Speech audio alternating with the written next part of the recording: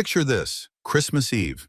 You're 8 months pregnant, standing in the snow outside your own mansion. You can see your husband through the window. He sees you too, and he turns away. The lock clicked 3 times. He changed every code, every key, every way back in.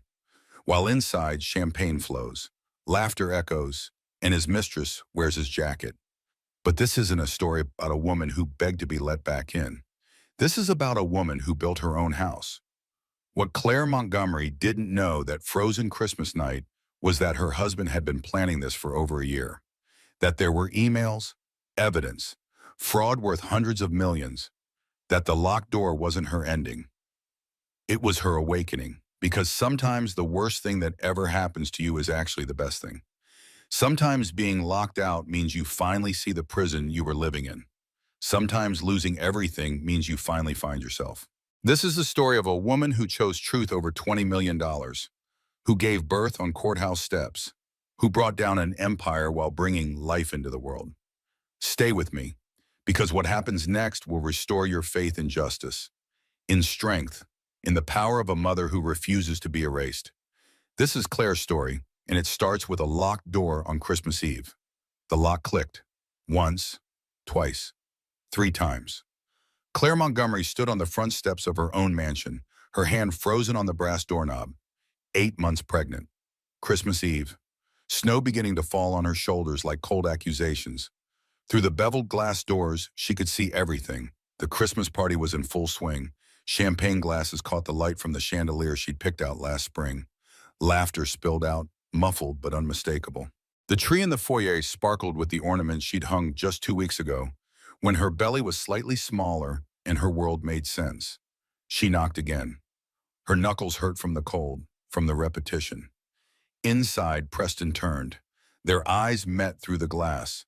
For 1 second, Claire thought maybe this was all a terrible misunderstanding. Maybe the locks were broken. Maybe he couldn't hear her over the party noise. Then he looked away, deliberately, and walked back toward the living room where the crowd gathered. The baby kicked, hard, like she was trying to tell her mother something Claire's brain couldn't quite process yet. "Preston," Claire called out. Her breath made clouds in the freezing air. "Preston, please, it's cold." No response, just the steady thump of music. "Have yourself a merry little Christmas." The irony wasn't lost on her.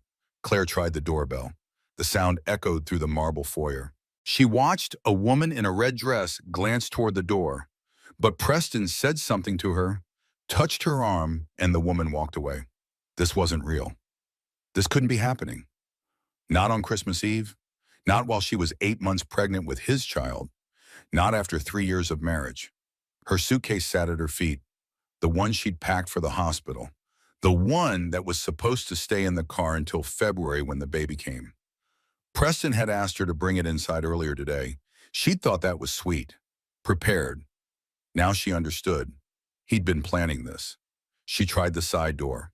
Also locked. The code panel for the garage had been changed. The number she'd used 1,000 times suddenly didn't work. Her key didn't fit anymore. Everything had been changed. Everything. Through the window, Claire saw Vanessa Sterling, Preston's business development director. Young, beautiful, wearing a dress that probably cost more than Claire's wedding gown. Vanessa touched Preston's arm, laughed at something he said. He threw his head back in that way he used to laugh with Claire. Back when they were happy, back when she thought they were happy. The snow fell harder. Claire's maternity coat was inside. She'd left it hanging by the door when she went out to get something from the car. That was 30 minutes ago. Had it only been 30 minutes? It felt like hours. She pulled out her phone, her hands shook. Not just from cold. Lock, unlock, lock, unlock, lock. She did this sometimes when she was anxious. Checked her phone compulsively. Like the act of looking would somehow change reality. Like messages would appear if she just checked one more time. Nothing. No text, no missed calls, no explanation. The party music swelled. Someone turned up the volume. More laughter. The clink of glasses. The warmth of 100 bodies inside while she stood outside in the snow, with one hand on her pregnant belly and the other clutching a phone that refused to give her answers. A woman Claire didn't recognize came to the window. Middle-aged, concerned expression. She saw Claire. Her eyes went wide. She started toward the door. Preston intercepted her, whispered something in her ear. The woman glanced back at Claire. The concern in her eyes shifted to something else. Pity, maybe fear. She walked away without opening the door. What did he tell her? That Claire was crazy? Dangerous? That she'd left him and was trying to cause a scene at his party? Claire's water hadn't broken, but something else had. The careful construction of her marriage. The illusion of her life. The fantasy that she'd built brick by brick for 3 years, ignoring every red flag, every warning sign, every moment of doubt. She scrolled to Beth's number. Her college roommate. The friend who'd warned her about Preston from the beginning. The one Claire had stopped calling as often because Beth's doubt felt like judgment and Claire needed to believe. Her thumb hovered over the call button because calling Beth meant admitting something. It meant saying words out loud that would make this real. But before she could press it, the front door opened. Just a crack, just enough for Vanessa to slip through. Vanessa wore Preston's jacket over her shoulders, the cashmere one Claire had bought him for his birthday, the one that still smelled like his cologne. Claire's maternity coat was still inside, hanging by the door, warm, available. But Vanessa wore Preston's jacket instead. "He asked me to give you a message," Vanessa said. Her voice was smooth, practiced, like she'd rehearsed this. "The marriage is over. Your things will be delivered tomorrow. He's already filed the papers." The words hit Claire like physical blows, one after another. Marriage over. Things delivered, already, filed. "What?" Claire heard herself say. Her voice sounded distant, not quite real. "It's better this way," Vanessa continued. "Clean break. He doesn't want drama. He doesn't want you upset. The lawyer will contact you after the holiday." "I'm 8 months pregnant," Claire said. The words came out quiet, shocked.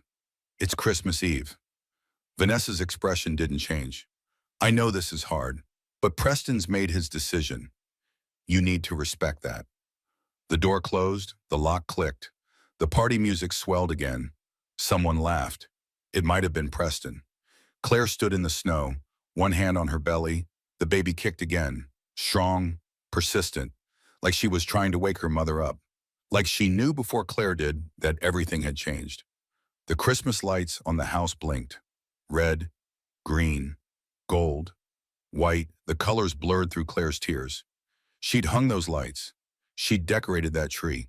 She'd planned the menu for this party. She'd invited half the guests, and now she was locked outside, in the snow, while her husband partied with his mistress inside the home they'd built together. Claire looked at her phone, at Beth's number still on the screen, at the admission that came with pressing call, at the end of the story she'd been telling herself about her marriage. She pressed call. Beth answered on the first ring. "Claire, what's wrong?" "Can you come get me?" Claire's voice cracked. "I'm at the house. He locked me out. I can't, I just need—" "I'm already in my car," Beth said. "Stay on the phone with me. Do you hear me? Stay on the phone." Claire heard Beth's car start, heard her friend throwing things aside, heard the determination in her voice, the lack of surprise, like Beth had been waiting for this call for 3 years. "I'm so stupid," Claire whispered. "I'm so stupid, Beth." "No, you're not stupid. You're in shock, and that's different." "Where are you exactly? Front door, side?" "Front steps." "Okay, can you get to your car? Get out of the snow?" Claire looked at her car in the driveway, the silver sedan she'd driven for 5 years, the one Preston kept saying he'd upgrade, the one that suddenly looked like salvation. "Yes, I can do that." "Good. Get in the car, lock the doors, turn on the heat. I'll be there in 20 minutes, maybe 15. I'm driving fast." Claire grabbed her suitcase, walked down the steps she'd walked up and down 1,000 times. The steps where Preston had carried her over the threshold 3 years ago. The steps where they had taken Christmas card photos just last week. She didn't look back at the house, at the party, at the life she'd thought she had. She got in her car, locked the doors, turned on the heat, and waited for her best friend to rescue her from a marriage that had ended without her even knowing it was in danger. Through the windshield, the snow fell harder. The Christmas lights on the house blinked cheerfully. Inside, the party continued. Preston and Vanessa and 100 guests who had no idea that outside in the cold, a pregnant woman sat crying in her car on Christmas Eve. Claire touched her belly. "I'm sorry," she whispered to her baby. "I'm so sorry. I didn't know. I should have known. But I didn't." The baby kicked, like she was saying it was okay, like she was saying they'd figure it out, like she was saying they'd survive this together. Claire's phone buzzed. Not Beth, not Preston, his mother, Constance Montgomery.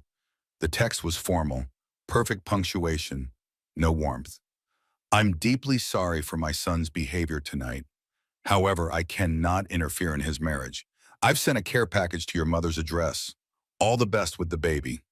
Not grandchild, not granddaughter, just the baby. Already establishing distance, already choosing sides, already making clear where Claire stood in the Montgomery family hierarchy now. Nowhere. Headlights turned into the driveway. Beth's car, fast, purposeful, the cavalry arriving. Beth jumped out before the car fully stopped, ran to Claire's window.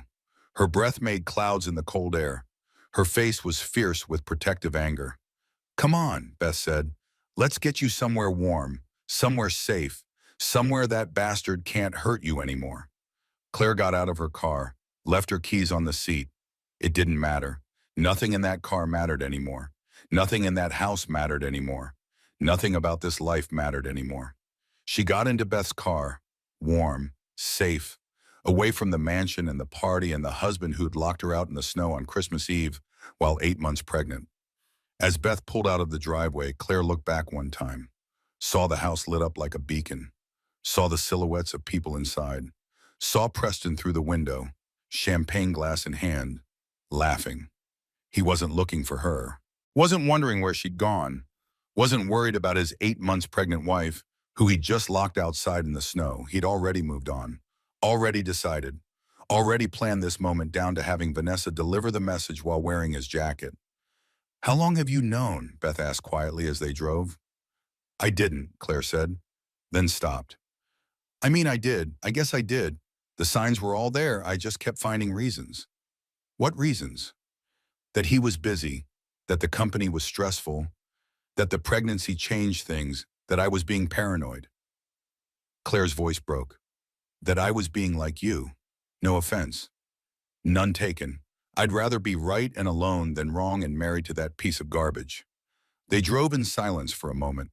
The snow covered everything, made the world look clean, pure, like nothing bad could exist under all that white. "Beth?" Claire said. "Yeah." "What am I going to do?" Beth reached over and squeezed her hand. "Tonight, you're going to sleep on my couch. Tomorrow, we figure out the next step.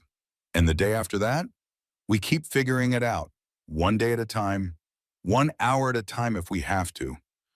I have $3,000 in my personal account. That's it. He controls everything else.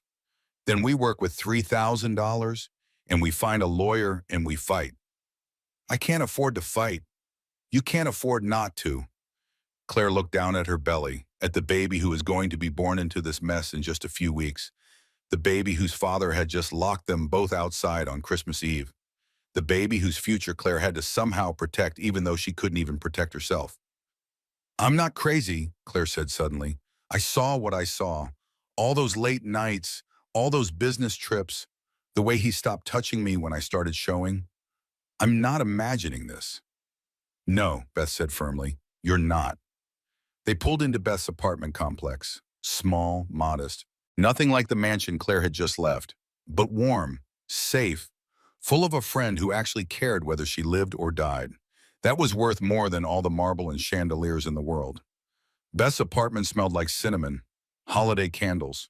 The tree in the corner was small, but real, decorated with mismatched ornaments. Nothing like the designer perfection Claire had created at the mansion, but somehow more honest. Claire sat on the couch wrapped in Beth's bathrobe. It didn't fit around her pregnant belly. Nothing fit anymore. Her hands wrapped around a mug of herbal tea she wasn't drinking, just holding. The warmth against her palms was the only thing that felt real. The contrast was stark. 8,000 square feet to 500. Cashmere to flannel. Wife to what exactly? You should eat something, Beth said. She'd made scrambled eggs, toast, simple things, comfort food. The baby needs fuel even if you don't feel like it. Claire took a bite. It tasted like ash, but she ate anyway, because Beth was right. The baby needed fuel. Her phone sat on the coffee table between them, silent. No calls, no texts, nothing from Preston, nothing from anyone except his mother's formal message and a string of texts from acquaintances who'd seen something on social media already. How did news travel so fast? How long have you known? Beth asked again, gently, like she was asking about the weather, but the question had weight. I did. Claire's voice cracked. The signs were all there. I just kept finding reasons. Better reasons than the truth. What signs? Claire set down her fork, stared at the wall, at nothing. He stopped touching me around month 4, said he was afraid of hurting the baby, but it was more than that. He stopped looking at me, like I became invisible the second I started showing. Beth didn't say anything, just listened. The late night started around 6 months ago. Same time he hired Vanessa.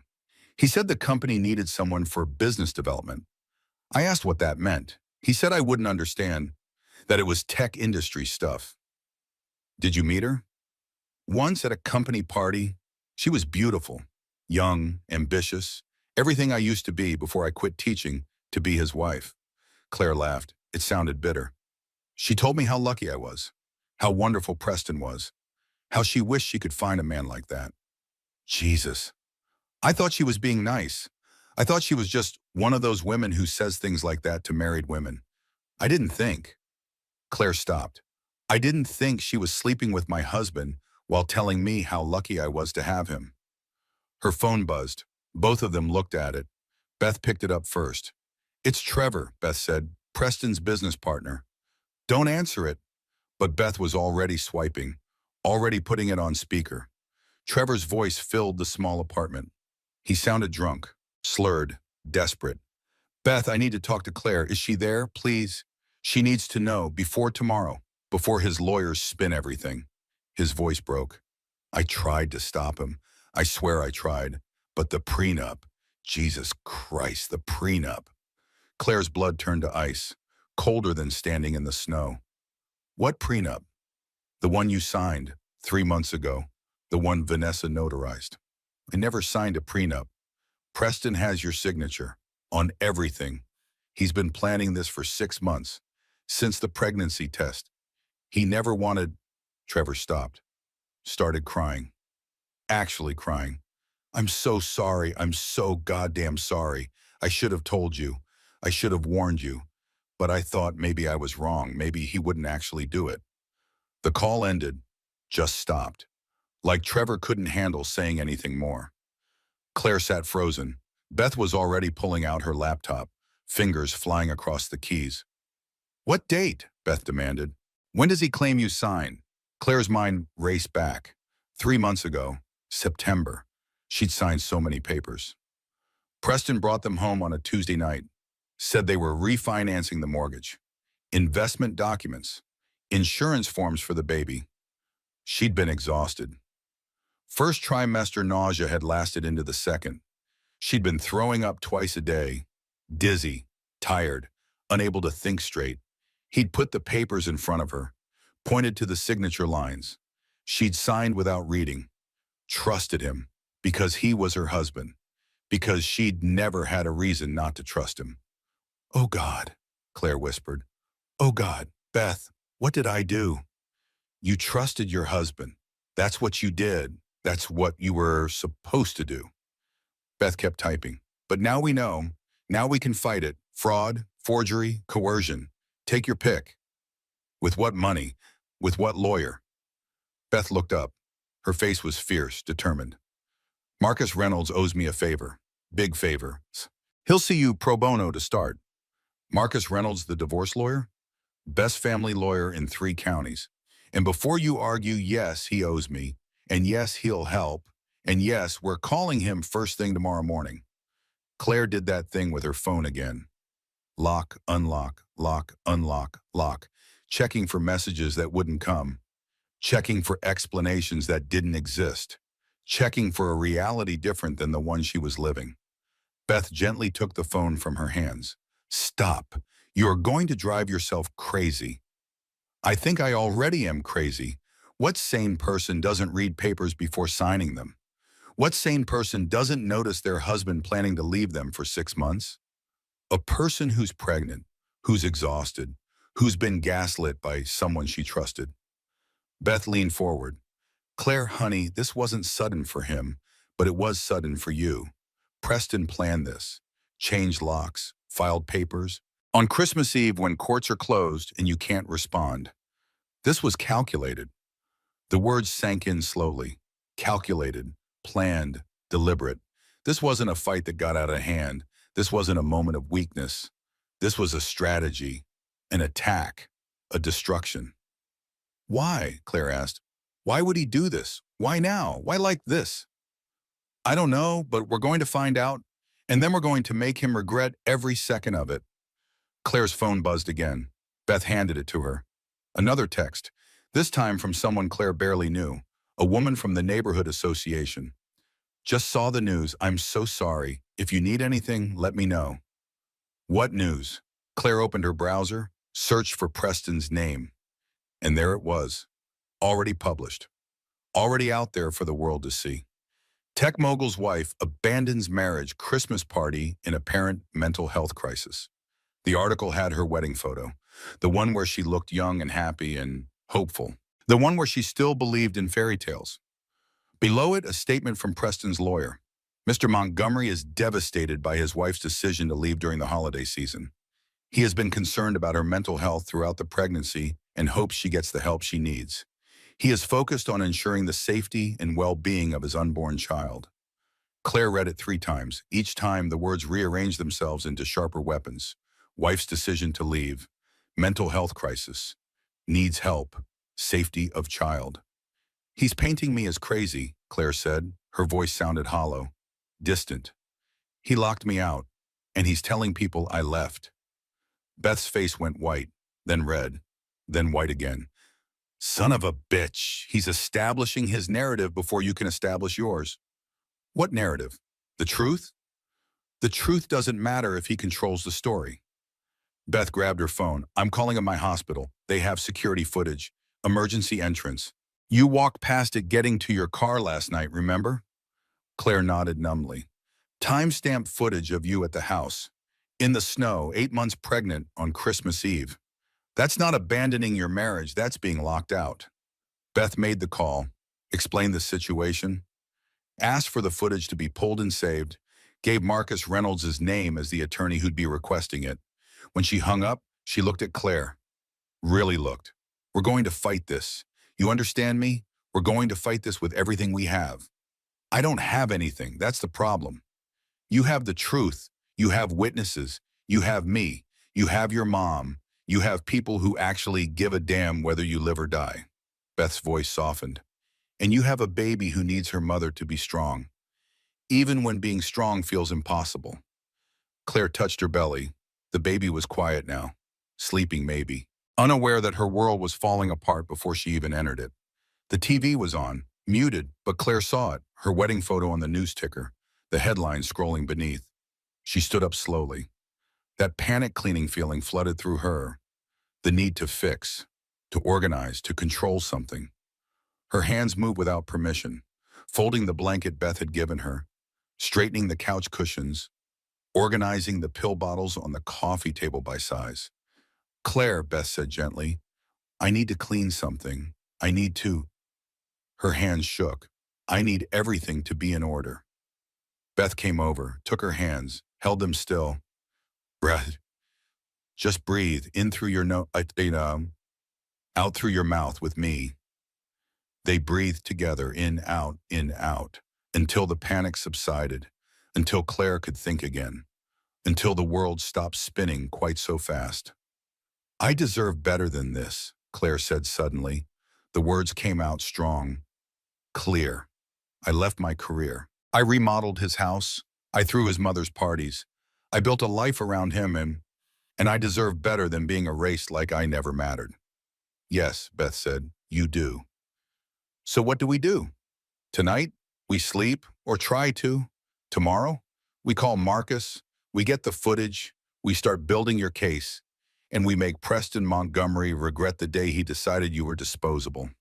Claire's phone exploded.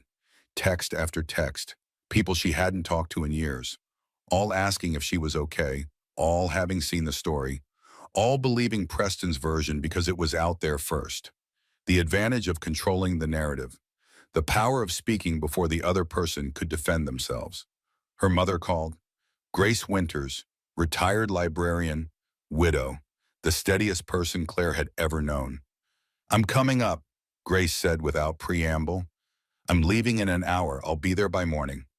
"Mom, you don't have to." "Yes, I do. Because you're my daughter, and you're in trouble. And that's what mothers do. We show up." The call ended. Claire looked at Beth.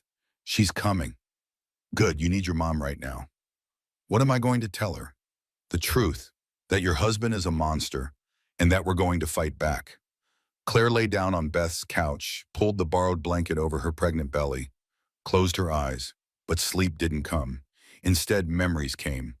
Unwanted, unavoidable, relentless. Their first date, the gallery opening.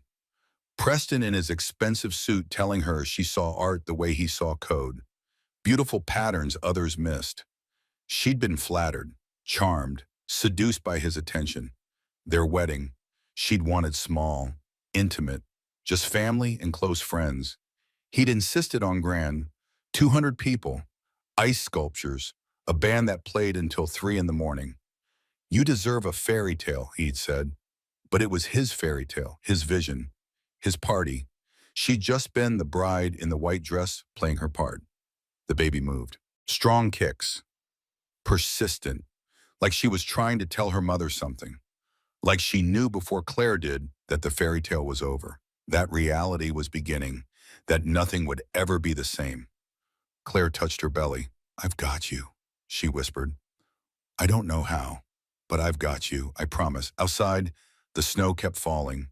Inside, Beth's apartment was warm, safe, small, but enough. Sometimes enough was all you needed. Sometimes enough was everything. Christmas morning. The light coming through Beth's windows was gray, pale, the kind of winter light that made everything look washed out, tired. Claire hadn't slept. She'd lain on Beth's couch all night feeling the baby move, watching the ceiling, trying to understand how she'd gotten here. The memories wouldn't stop. They kept playing like a slideshow in her mind. Each one tainted now, poisoned by the truth. Their honeymoon in Italy, Preston taking calls constantly. She'd thought he was dedicated, driven. Now she wondered who he'd been talking to, what he'd been planning even then. The day she told him she was pregnant, he'd smiled, kissed her, said all the right things, but his eyes had been calculating, like he was doing math in his head, like he was adjusting his timeline. 6 months ago when he hired Vanessa, he'd brought her to the house for dinner, introduced her as a business colleague. Vanessa had complimented everything, the house, the food, Claire's dress. Preston had watched them both with satisfaction, like he was conducting an experiment, like he wanted to see if they could occupy the same space. They'd eaten chicken marsala. Claire had made it from scratch. Vanessa had asked for the recipe, had Claire write it down, had thanked her profusely, all while sleeping with Preston behind her back. The baby kicked, hard, like she was trying to wake her mother up, like she knew Claire was spiraling. Claire sat up slowly. Her back ached, her feet were swollen. 8 months pregnant, on a couch that was too short was not comfortable. But she'd been in worse places, like standing in the snow on Christmas Eve. Beth was already awake, making coffee. The smell filled the apartment. Claire couldn't drink coffee anymore. Pregnancy rules. But the smell was comforting anyway. "How are you feeling?" Beth asked. "Like my entire life was a lie and I was too stupid to notice." "You're not stupid. You were trusting. There's a difference, which I befriend." "Is there?" Beth brought over a plate, eggs, toast, orange juice. "Eat. Your mom will be here in an hour. Marcus can see you this afternoon. We have a plan. We have a path forward. We have options." Claire took a bite. It tasted better than last night. Or maybe she was just hungry enough to taste it now. Her phone sat on the coffee table. She hadn't checked it since midnight, didn't want to see what else Preston's PR machine had created while she slept. But she picked it up anyway. Compulsive, unavoidable. The need to know even when knowing hurt. 73 new messages, 42 missed calls, Instagram notifications, Facebook tags, Twitter mentions. Her name was everywhere. She opened the news app.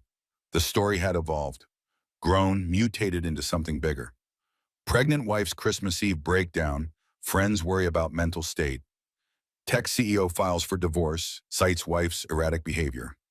Inside Preston Montgomery's decision to leave his unstable wife. Each headline was worse than the last. Each one painted her as crazy, unstable, dangerous. A woman who'd abandoned her husband on Christmas Eve. A woman who needed psychiatric help. A woman who couldn't be trusted with a child. Don't read those, Beth said, but it was too late. Claire was reading, scrolling, absorbing every poisoned word. An unnamed source close to Preston said Claire had been acting strangely for months. Paranoid, accusatory, convinced he was cheating when he was just working hard to provide for their family. Another source said she'd threatened to hurt herself, to hurt the baby, that Preston had been terrified but didn't know how to help her. A third source said she'd attacked Vanessa at a company event, screamed at her, called her names, had to be escorted out. None of it was true. None of it had happened, but it was out there now, published, public, permanent. Claire, Beth said, stop reading. It's poison. It's my life. It's what everyone thinks about me now. It's what Preston wants them to think. There's a difference. Claire set down her phone, looked at Beth. How do I fight this? He has money, lawyers, a PR team. I have $3,000 and a couch to sleep on. You have the truth. The truth doesn't matter if no one believes it. Beth sat down next to her. Then we make them believe it. We get that security footage. We get Trevor to talk. We find everyone who knows what really happened, and we build a case so solid that Preston's lies crumble. And if that doesn't work, then we keep fighting anyway, because that's what you do when someone tries to erase you. You refuse to be erased. A knock at the door. Beth looked through the peephole. It's your mom. Grace Winters looked exhausted. She'd driven all night, still in her nightgown under her coat, hair uncombed, but her eyes were fierce, determined, maternal rage in every line of her body. She took one look at Claire and pulled her into a hug. Careful of the belly, gentle, strong, the kind of hug that said, I'm here and you're safe and we'll figure this out. My baby girl, Grace whispered. My poor baby girl. Claire cried, actually sobbed, into her mother's shoulder. All the tears she'd been holding back since standing in the snow. All the fear and shame and confusion and rage. Grace just held her, rocked her, let her cry, didn't try to fix it. Didn't say it would be okay. Just held space for the grief. When Claire finally pulled back, Grace looked to her in the eyes. Tell me everything. Start from the beginning. Don't leave anything out. So Claire told her. All of it. The locked door, the party, Vanessa's message, the prenup she didn't know she'd signed, the news articles calling her crazy, the systematic destruction of her reputation before she even knew she needed to defend it. Grace listened. Her face got paler with each detail. Harder. By the end, she looked like she could commit murder and not regret it. That bastard, Grace said quietly. That calculating, manipulative bastard. Mom, no, don't defend him. Don't make excuses. Don't do what women do when men hurt them. Grace's voice was steel. He locked you out in the snow while 8 months pregnant, on Christmas Eve, while partying with his mistress. There's no excuse for that. No explanation that makes it acceptable. No amount of stress or pressure that justifies that cruelty. Claire nodded because her mother was right. There was no excuse, no justification, no reason that made this okay. Dawn fully broke. The gray light turned gold. The snow outside sparkled. Christmas morning. Children were probably opening presents. Families were probably gathered around trees. Normal people were having normal holidays. Claire was sitting in her friend's apartment in borrowed clothes planning how to fight her husband for custody of a baby who wasn't even born yet. "I need to take a shower," Claire said. "I need to feel clean." "Go ahead," Beth said. "Your mom and I will make breakfast. Take your time." Claire went to Beth's bathroom, closed the door, turned on the water, and stood under the hot spray fully dressed. The water ran over her, soaked through the borrowed nightgown, mixed with her tears. She pressed her hands against her pregnant belly, felt the baby move, strong, alive, depending on her. "I'm sorry," Claire whispered. "I'm so sorry you're being born into this mess. I'm sorry your father is who he is. I'm sorry I didn't protect us better." The baby kicked, like she was saying it wasn't Claire's fault, like she was saying they'd figure it out together, like she was saying she chose Claire, and that was enough. Claire didn't know how long she stood there. Time felt strange, broken, but eventually the water ran cold. She got out, dried off, put on clean clothes Beth had left outside the door. When she emerged, her mother and Beth were looking at a laptop. Their faces were pale. "What?" Claire asked. "What now?" Beth turned the screen. It was Preston's Instagram, posted 1 hour ago, Christmas morning. A photo of him and Vanessa in front of a Christmas tree, smiling, his arm around her. The caption read, "Sometimes life gives you unexpected gifts. Grateful to spend this Christmas with someone who makes me happy. New beginnings, Christmas miracles, moving forward." The comments were already pouring in, thousands of them. Most supportive, most telling him he deserved happiness. Most saying they were glad he'd left his crazy wife. A few asked about Claire, about the baby, about the timing. Preston's responses were carefully crafted. "My ex-wife and I separated months ago. This isn't sudden for those who know us. I'm just finally ready to move forward publicly. The baby will always be loved and cared for." Ex-wife, like their marriage was already over, like she'd already signed papers, like it was decided and done. "He posted that?" Claire's voice sounded distant, shocked. "On Christmas morning? The day after he locked me out?" "He's controlling the narrative," Beth said, "making it look like this was planned, like you two separated amicably, like he's just moving on. We're still married. We're still legally married. He can't just announce an engagement to another woman while married to me. He can do whatever he wants if no one stops him," Grace said. Her voice was cold, hard. "And he's counting on you being too pregnant, too broke, too destroyed to fight back." Claire looked at the photo again. Preston and Vanessa looked happy, in love, like they'd been together forever, like Claire had never existed, like 3 years of marriage could be erased with a single Instagram post. "Then he's miscalculated," Claire said. Beth and Grace looked at her. "Call Marcus," Claire continued. "Tell him I need to see him today, not tomorrow. Today, Christmas or not. I don't care. I need to start fighting back now." "It's Christmas Day," Beth said. "He's with his family." "Then interrupt his family, because Preston just declared war, and I'm done being the victim who doesn't see it coming." Beth made the call, explained the situation. The urgency. Marcus apparently knew Preston Montgomery, knew his reputation, agreed to meet them at his office in 2 hours. "Get dressed," Claire told her mother. "We're going to see a lawyer on Christmas Day, and we're going to start building the case that destroys Preston Montgomery's carefully constructed empire." She looked at herself in Beth's bathroom mirror, swollen, exhausted, 8 months pregnant, homeless, broke, but alive, angry, ready. Preston thought he'd broken her, thought locking her out in the snow would make her disappear quietly, accept his narrative, fade into the background of his new life with Vanessa. He was wrong. Claire Montgomery was done being invisible, done being erased, done accepting what powerful men decided she deserved. She was going to fight for herself, for her baby, for every woman who'd ever been locked out literally or figuratively by a man who thought he held all the power. And she was going to win.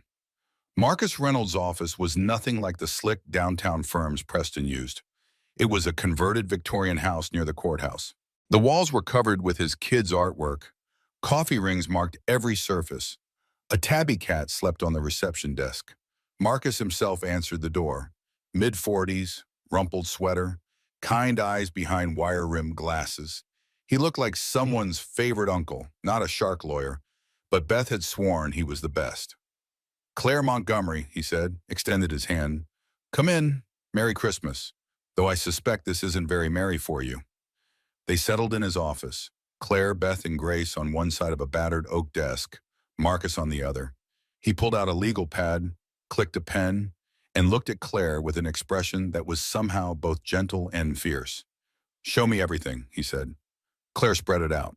The timeline, the locked door, the party, Vanessa's message, the fake prenup, the news articles, the Instagram post, the systematic destruction of her reputation in less than 24 hours. Marcus read in silence. His expression darkened with each page. When he finally looked up, his eyes were hard. "This isn't a divorce strategy," Marcus said. "This is an annihilation strategy." Claire's hands instinctively covered her belly. "He's not trying to negotiate," Marcus continued. "He's trying to destroy you. Financially, socially, emotionally, legally, before you can even respond, before you can defend yourself, before anyone hears your side." He leaned forward. "The question is why? Why go nuclear like this?" "The baby," Claire said. "He doesn't want the baby." "It's not just the baby. This is bigger." Marcus pulled up something on his computer. "Preston Montgomery Digital Solutions. I have a friend who works in tech journalism. Mind if I make a call?" "On Christmas?" Grace asked. "He's Jewish. He's working." Marcus dialed, put it on speaker. The call lasted 6 minutes. Claire watched Marcus's face change, saw him taking notes, saw his jaw clench. When he hung up, he was silent for a long moment. "Preston's company is going public," Marcus finally said. "IPO announcement scheduled for February. Initial valuation is $400 million. Claire's stomach dropped. "The baby's due in February." "Exactly." Marcus pulled up more documents on his screen. "A messy divorce during IPO would hurt valuation. Investors get nervous. Questions get asked. Stock price drops. But if he can paint you as mentally unstable before the IPO, if he can get a judge to grant him sole custody based on your alleged mental health issues, if he can control the narrative completely." Marcus stopped. "He gets everything. The company goes public clean. The valuation holds. He's worth hundreds of millions, and you get nothing. Not even your child." The words sank in like stones, each one heavier than the last. "The prenup I supposedly signed," Claire said. "What does it say?" Marcus pulled up the document Trevor had sent, read it carefully. His face got darker. "If filed today, this prenup would give you nothing. No alimony, no division of assets, no claim to the business. Just $50,000 as a one-time payment. And that's only if you agree to supervise visitation with the child due to mental health concerns." $50,000, Claire repeated, "for 3 years of marriage. For being erased from his life completely. For disappearing quietly. For letting him keep his IPO valuation and his new girlfriend and his hundreds of millions without any mess. But I didn't sign it knowingly. I was sick. Pregnant. He told me it was mortgage documents. Which is fraud. Which we can fight. But fraud takes time to prove. And Preston has time. He has money. He has lawyers who will drag this out until after the IPO. Until his money is protected. Until you're so exhausted and broke that you take whatever he offers just to make it stop." Claire looked at her mother, at Beth, at the kind lawyer who was explaining exactly how trapped she was. "I deserve better than this," Claire said. Her voice was steady despite her shaking hands. "I left my career. I moved across the country. I remodeled his house. I threw his mother's parties. I built a life around him. And I deserve better than being erased like I never mattered." Marcus nodded slowly. "Then we fight. But I need you to understand what that means. This won't be clean. This won't be quick. Preston has resources. He has lawyers. He has a PR team. This will get ugly. This will get expensive. This will take months or years, and there's no guarantee we win. What's the alternative? Accept $50,000 in supervised visitation? Let him have everything while I struggle to raise our daughter alone?" "Some women would," Marcus said quietly. Some women look at the money and the power and the lawyers and they make a calculation. They decide survival is better than justice. I'm not some women. No, I can see that. Marcus pulled out a contract. My retainer is $5,000. I know you don't have it. Beth explained your situation. So here's what I'm proposing. I take your case pro bono for now. We win, you pay me from the settlement. We lose, you owe me nothing. But either way, you fight. You tell your story. You don't let Preston Montgomery erase you. Claire felt tears prick her eyes. Why would you do that? Because I've seen men like Preston before, men who think money makes them untouchable, men who destroy women just because they can. And I've made a career out of proving them wrong. He slid the contract across the desk. Claire signed it without hesitation. Okay, Marcus said, now we fight. First, we need to establish timeline. Beth, you said your hospital has security footage? Already pulled it, time-stamped. Shows Claire at the house at 8:42, but on Christmas Eve. Shows the snow, shows her standing outside. Shows her eventually leaving in obvious distress. Good, that contradicts his narrative that she left him. She was locked out. Marcus made notes. Second, we need witnesses. Anyone who saw what happened. Anyone who knows the truth. Trevor, Beth said, Preston's business partner. He called me last night, Claire added, told me about the prenup, said he tried to stop Preston. Then we get Trevor's testimony. We depose him if we have to. Marcus kept writing. Third, we need to establish pattern of behavior. Did Preston isolate you, control money, make you dependent? Claire thought about it.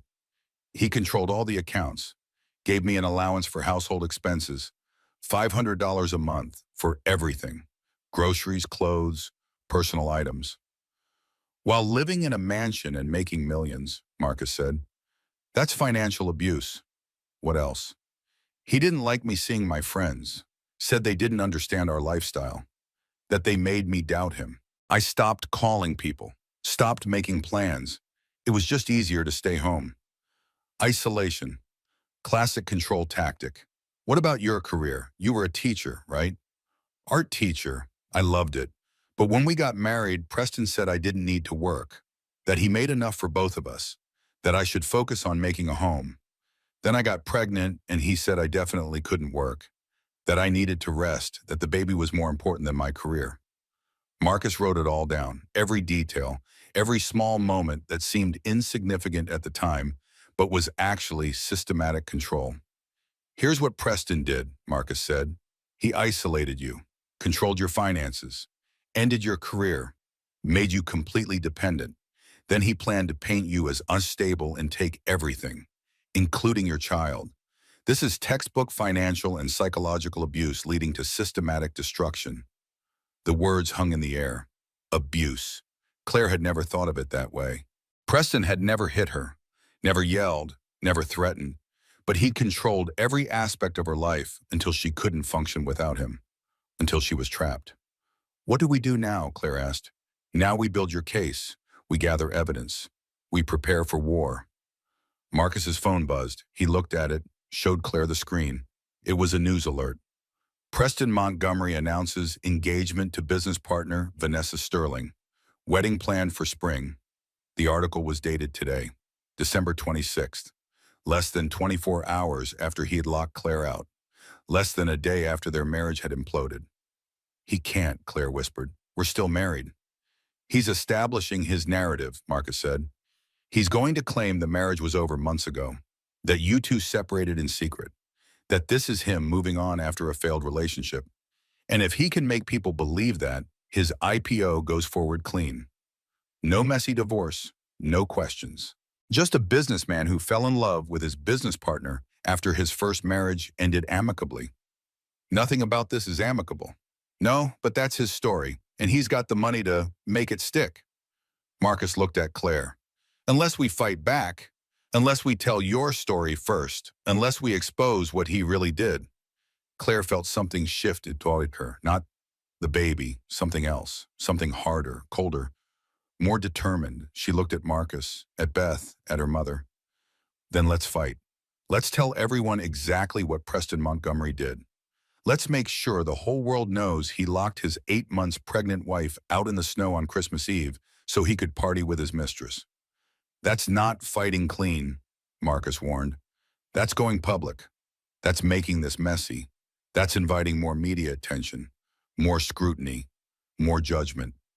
Good, let them judge. Let them see. Let them decide who's telling the truth, me or him. Marcus smiled. It wasn't a happy smile. It was the smile of a lawyer who'd just been given permission to destroy someone. Okay then, let's go to war. Beth's apartment transformed over the next 3 days. Marcus brought files, boxes, legal pads, a portable printer. Trevor showed up the day after Christmas with documents he'd copied before quitting Montgomery Digital in protest. Grace drove back to her retirement community and returned with a check for $15,000. She handed it to Claire without ceremony. Your father's life insurance, Grace said. I've been saving it for your emergency. I'd say this qualifies. Claire tried to refuse. Mom, that's your nest egg, your security. My security is knowing my daughter and granddaughter are safe. Take it, use it, fight with it. So now Claire sat in the center of Beth's living room, 8 months pregnant, surrounded by evidence of her husband's betrayal. Financial documents spread across the coffee table. Legal briefs stacked on the kitchen counter. Trevor's copied files in boxes by the door. It looked like the war room it was. Trevor sat on the floor, laptop open, walking them through Preston's business structure. Look at this, he said, pulling up a folder. Vanessa's employment contract. Preston hired her 14 months ago. Salary $250,000 a year. For business development. What does that mean? Claire asked. Business development. Nothing. Now, she doesn't develop business. She's never closed a deal. Never brought in a single client. I thought she was just incompetent. Or maybe sleeping her way into a position she didn't earn. Trevor stopped. Turns out it was both.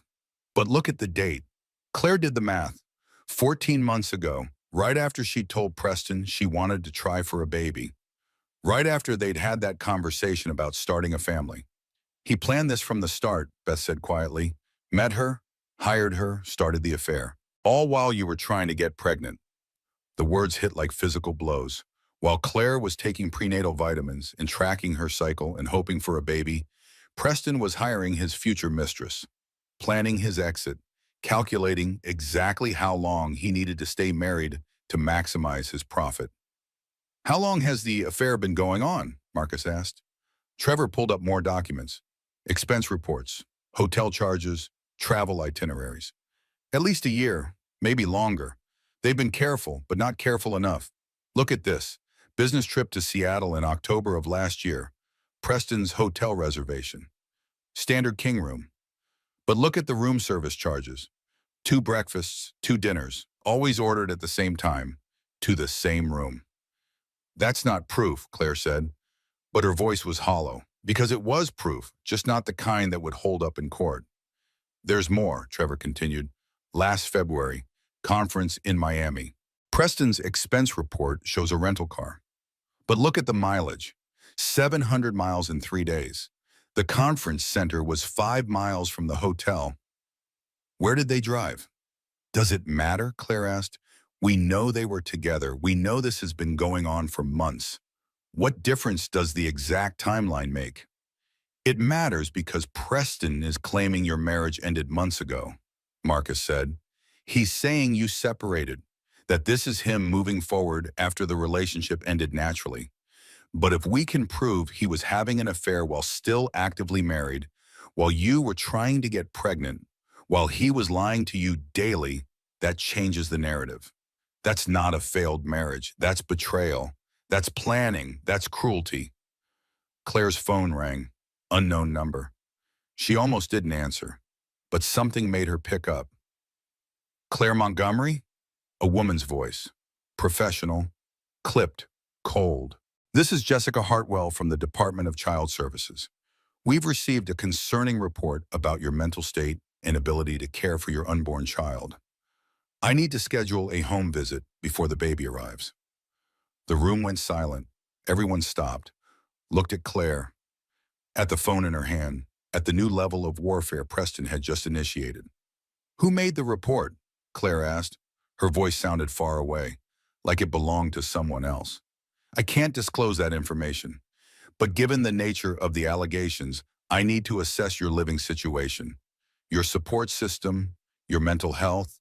I can come tomorrow at 10 a.m. Will you be available? Claire looked around Beth's tiny apartment. One bedroom, couch where she was sleeping. No nursery, no crib, no biddy, no income, no stability. Yes, Claire said, I'll be here. Where is here exactly? I need an address. Claire gave Beth's address, heard the woman typing, heard the judgment in the silence that followed. I'll see you tomorrow at 10, Jessica said, and hung up. Claire set down her phone, looked at Marcus. He called CPS, Preston called Child Services, and reported me as unstable. Son of a bitch, Trevor said. He's escalating. He's trying to take custody before the baby is even born. Marcus was already typing on his laptop. This is actually good. How is CPS investigating me good? Claire's voice rose. Got higher, more panicked.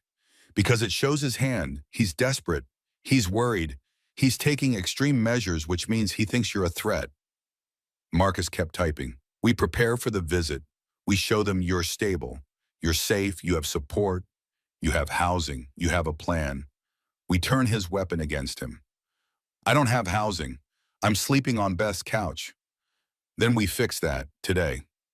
Marcus pulled up something on his laptop. There's a women's shelter 10 miles from here. They specialize in maternal support services, housing for pregnant women in crisis. It's not fancy, but it's documented, it's official, it's stable, and it's available. Claire felt tears prick her eyes. From mansion to women's shelter in 3 days. From wife of a millionaire to homeless single mother. From everything to nothing. Hey, Beth said gently, this isn't forever. This is strategic. This is showing CPS that you're taking appropriate steps, that you're responsible, that you're protecting your baby. That's good parenting.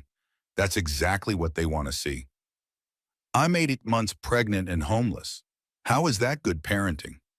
You're 8 months pregnant and resourceful, Grace corrected. You left an abusive situation. You sought help from friends and family. You hired a lawyer. You're taking steps to protect yourself and your baby. That's not bad parenting. That's excellent parenting. Claire wiped her eyes. Did that thing with her phone again. Checking. Scrolling. Looking for something that would make this make sense. Some message. Some explanation. Some way to understand how her life had fallen apart so completely. Beth gently took the phone. Stop. You're going to drive yourself crazy. I think I already am crazy. What if Preston's right? What if I am unstable? What if I can't handle this? Don't, Marcus said sharply. Don't internalize his narrative. That's what abusers do. They make you question your own sanity. They make you doubt yourself. They make you think you're the problem. You're not the problem. He is. Trevor's phone buzzed. He looked at it. His face went white. Oh no, oh God, oh no. What? Claire asked. But she already knew. Already felt the next blow coming before it landed.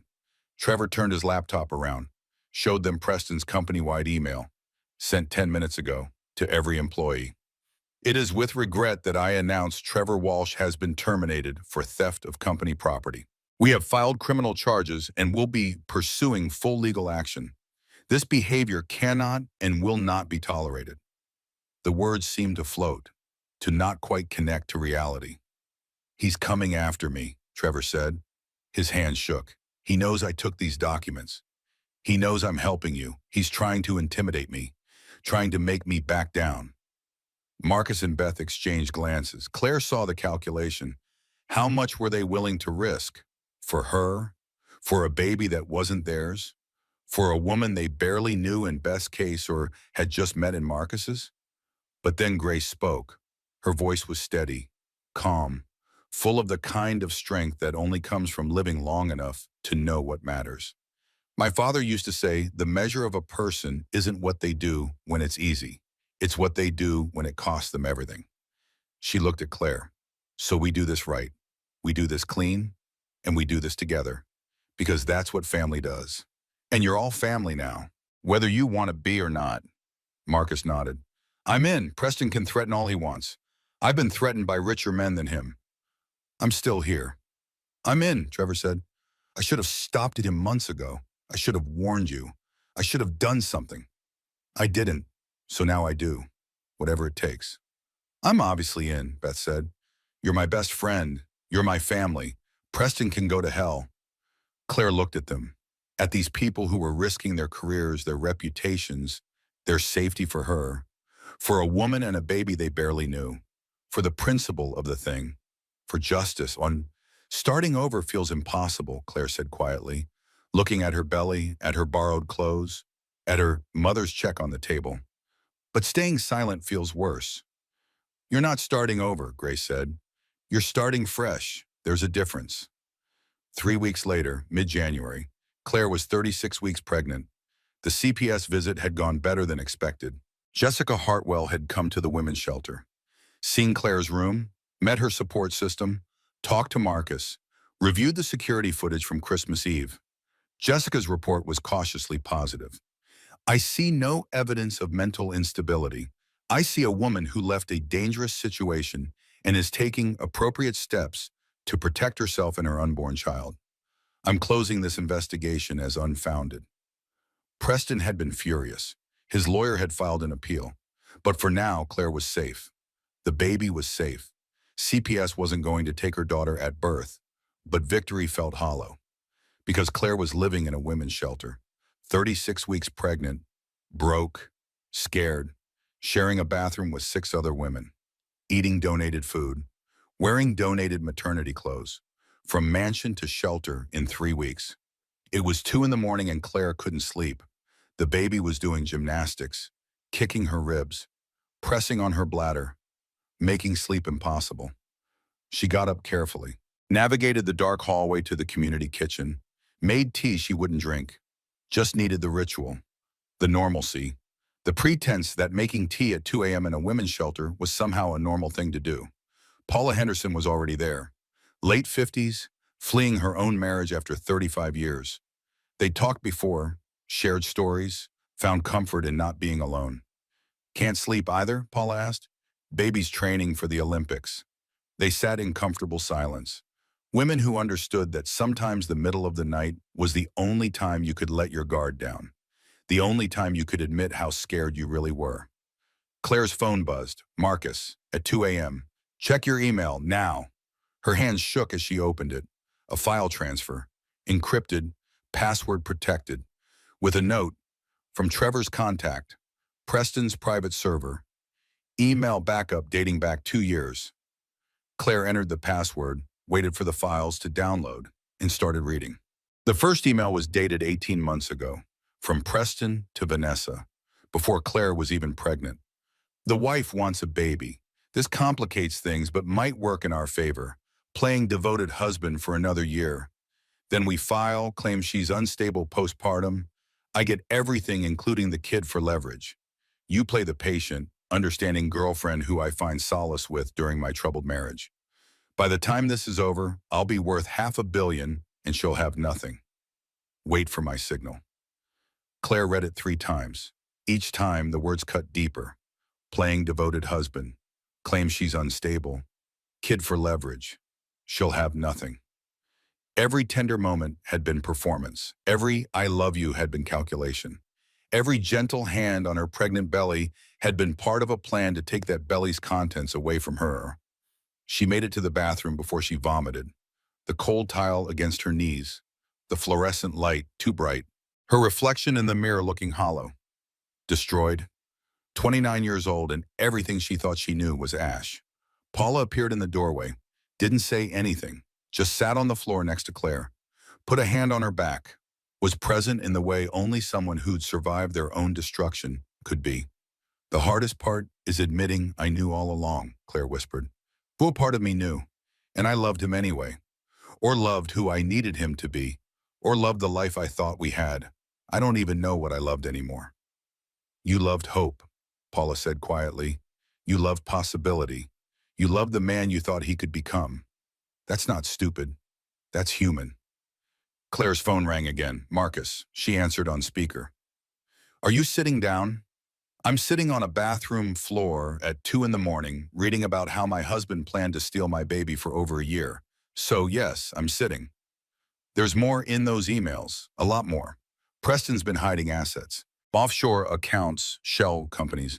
The IPO valuation of 400 million. It's based on fraudulent numbers. He's been cooking the books for 2 years.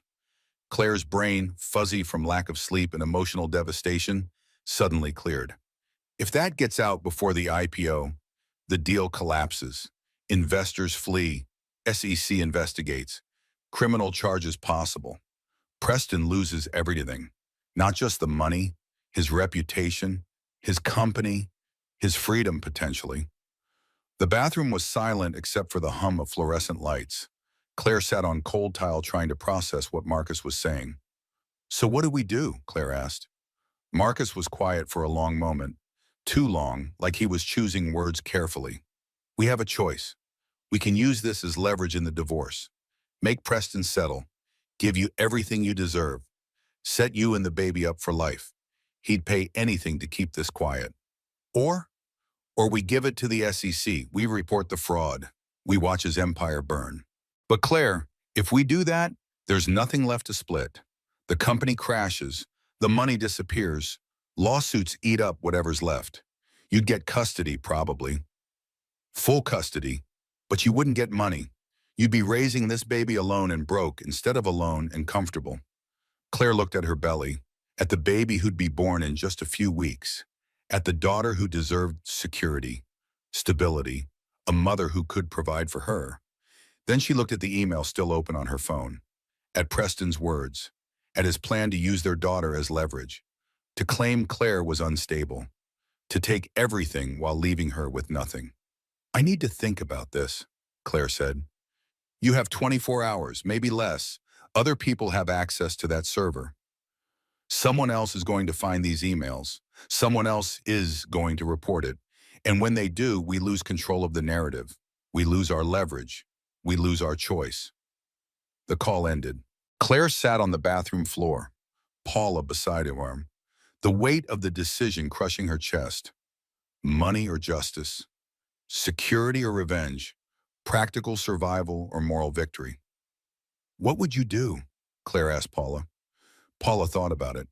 10 years ago, I'd burn it all down. But now, with a baby coming, I honestly don't know. Claire stayed there until her legs went numb, until the fluorescent light made her eyes hurt, until Paula had to go back to bed and Claire was alone with her choice. She thought about that moment in the snow, standing outside the mansion, locked out, invisible, erased, while Preston partied inside with his mistress. She thought about the lies, the calculation, the year of planning, the systematic destruction of her reputation, the CPS call, the fake prenup, the Instagram announcements, the engagement to another woman while still married to Claire. She thought about her daughter, about the kind of mother she wanted to be, about the kind of woman she wanted her daughter to see when she looked back at this moment. Someone who took the money and stayed silent, or someone who demanded the truth even when it cost everything. Claire pulled herself up off the bathroom floor, splashed cold water on her face, looked at herself in the mirror, swollen, exhausted, 8 months pregnant, living in a women's shelter, but still here, still fighting, still refusing to be erased. She went back to her room, pulled out her phone, stared at Marcus's number. Made her choice. Morning came too fast. Claire hadn't slept. She'd lain in her narrow bed at the shelter watching the ceiling, feeling the baby move, trying to understand which choice she could live with. The money would be life-changing. 5 million, maybe 10, maybe more. A house, security, college fund for the baby. Never worrying about money again. All she had to do was stay silent about the fraud. Let Preston keep his IPO. Let him become a billionaire on cookbooks and lies. Let him marry Vanessa and rewrite history and pretend Claire never mattered. Or she could tell the truth, report the fraud, watch his empire crumble, get custody but no money, raise her daughter alone and struggling instead of alone and stable. Money or justice, survival or integrity, practical or principled. Beth arrived with breakfast, coffee for herself, Herbal tea and banana bread for Claire. They sat in the shelter's common room, other women moving around them, morning routines, survival rhythms. Marcus told me, Beth said, about the choice. What would you do? I'd burn it all down, but I'm angry and petty, and I'm not about to be a single mother. Claire took a bite of banana bread. It tasted like sawdust. He planned to take my baby. He wrote that in an email. Use the kid as leverage, like she's a bargaining chip, like she's not a human being who'll grow up and read those words someday. I know. If I take the money and stay silent, those emails stay buried. She never has to know what her father said about her before she was even born. That's one way to look at it. What's the other way? Beth set down her coffee, looked at Claire, really looked. The other way is that silence protects him, that taking the money means he wins, that he gets to be a billionaire on fraud and lies while you raise the daughter he tried to steal from you, that he never faces consequences, that he never pays for what he did, that he gets to keep rewriting history and eventually your daughter will hear his version and think you're the crazy one who left. Claire touched her belly. The baby was quiet now, resting, gathering strength for birth. Her phone rang. Preston. First time he'd called directly since Christmas Eve. 6 weeks of silence, and suddenly he was calling. She almost didn't answer, but something made her pick up. Claire. His voice was smooth, familiar. The voice she'd woken up to for 3 years. The voice that used to say he loved her. We need to talk. Do we? I have a settlement offer, very generous.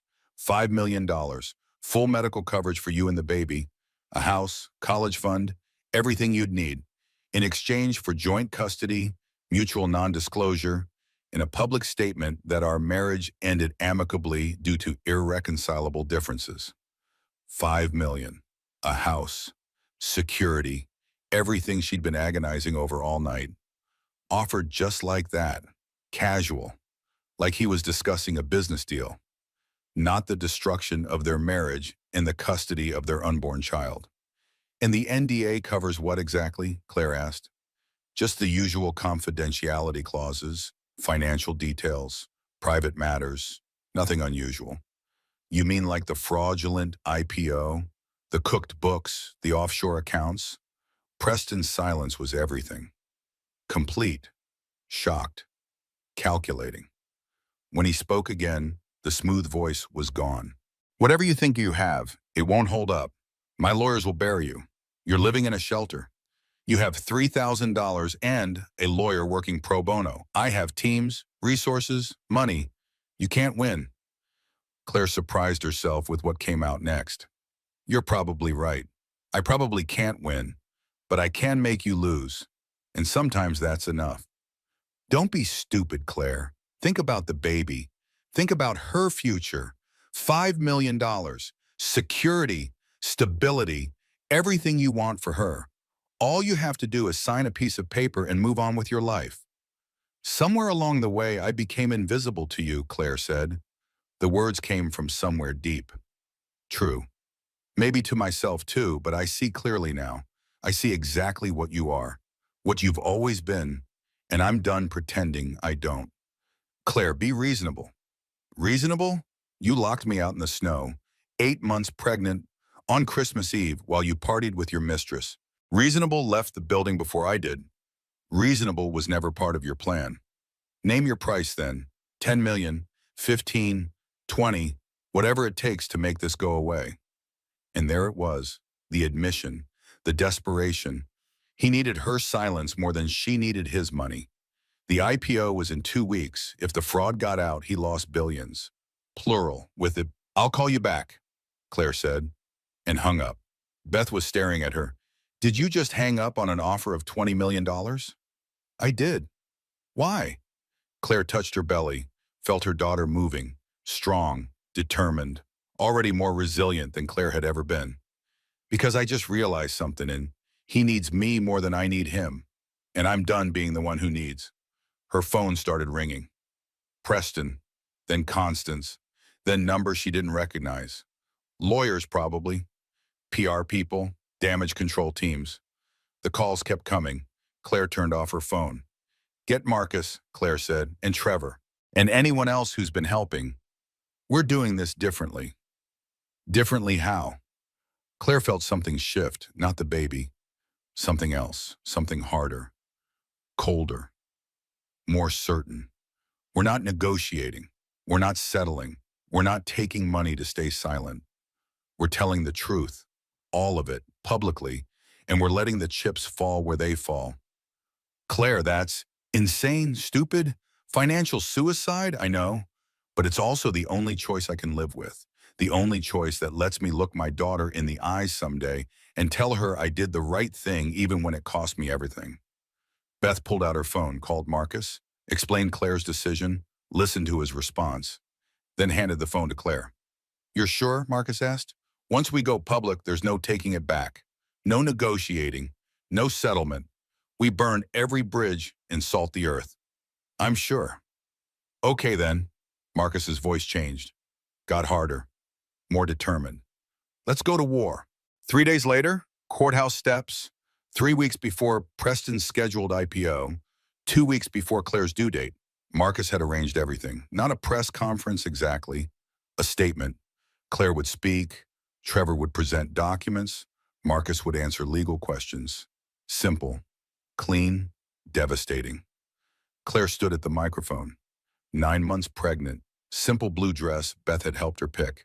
Behind her, Marcus, Beth, Trevor, Grace.